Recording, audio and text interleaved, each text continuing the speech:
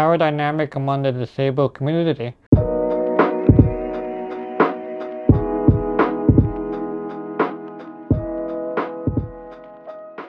Hey, good gang, I'm Joe Sooch, and if you're not disabled, then you would not be able to relate to any of this.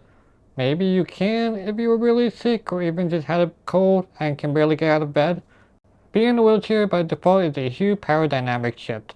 Think about it. Let's say there's a party and a new person walks in. Every person's first instinct is to stand up and give them a hug or shake their hand.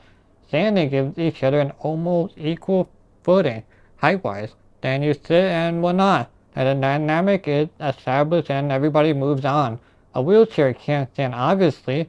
Depending on the person, there could be already a power dynamic. Like that person more valued because they can stand. It's not obvious, but it's subtle. That person can treat you like an equal or a little more important to be a respected part of the group. Anybody could test this theory to prove my point. Don't get up when you meet a person and you'll see a difference. Of course, it's a little different when one can get up versus bound to a wheelchair.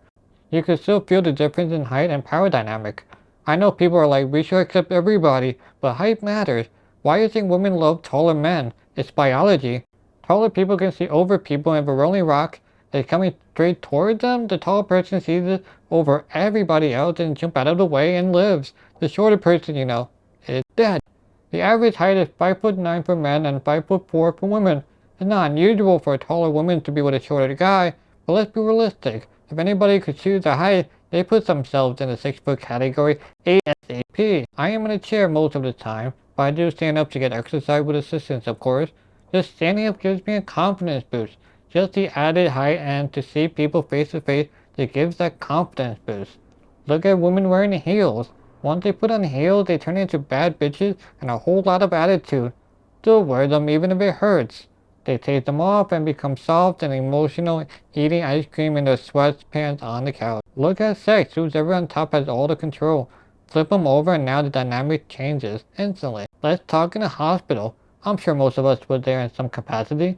You are lying on a bed or cot or whatever, or even a wheelchair. The bed is lower than people's height, so you are easy access. But you're the one in bed feeling powerless. The doctors have all the answers and you are just there and being taken care of. The doctor goes to you and standing over you. Sure, the doctor is better than you, but you feel that you are looked down. Well, you feel that way because you are. A good doctor / person would grab a seat and sit eye level with you. It shows that we are a team and let's work together. I don't think they explained that in medical school. It seems obvious now that I explained it, but most people wouldn't know or understand till somebody explains. Look at stages. Any kind of stages. Stand-up stages, town fair, State of the Union. It's a little bit higher and some are a lot higher. The first thing you think of is so everybody can see no matter where they are.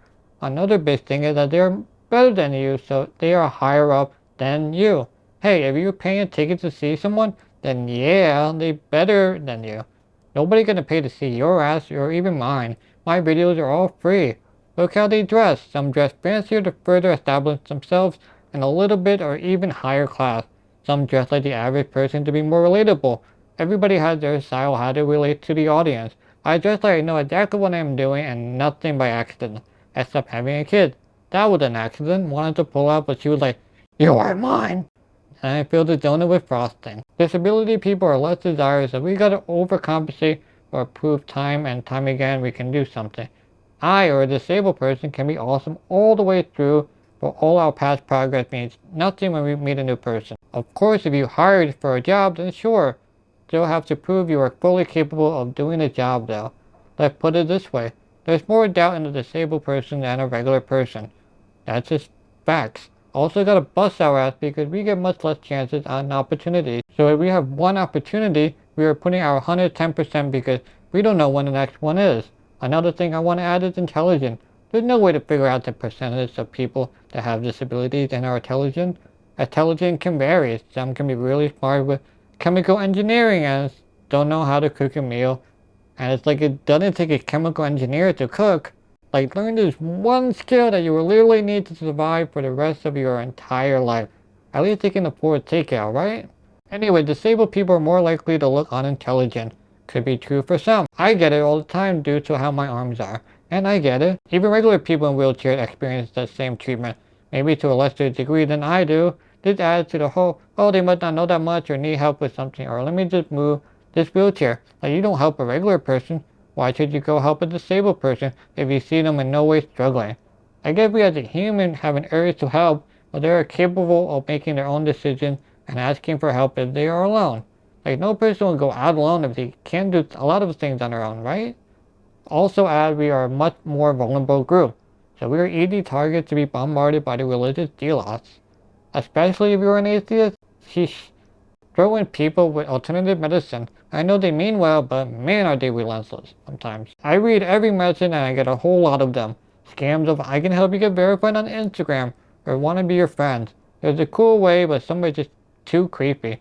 Some are straight creepy. Sexual assault is really high among us too. Made a whole video about that. A lot don't have life experiences to know X, Y, or Z is bad. Some don't know due to not being able to live life to its full capacity, and some are just not able to mentally handle real life. Life is really difficult. It's hard for the regular person, even harder with an extra set of challenges. I can say all these things, will it help much? Probably not. We are so bombarded with information and stimuli and habits that we will continue to do the same thing till we die. Sure, everybody's thinking that, oh, I do these things without even realizing, and that's great. Easy to say they will change, but harder because we will forget and stick to our habits. The only way to change their ways if a person that is in a dynamic position says, hey, can you sit down, then talk to me? Then they will understand more. You know, character development.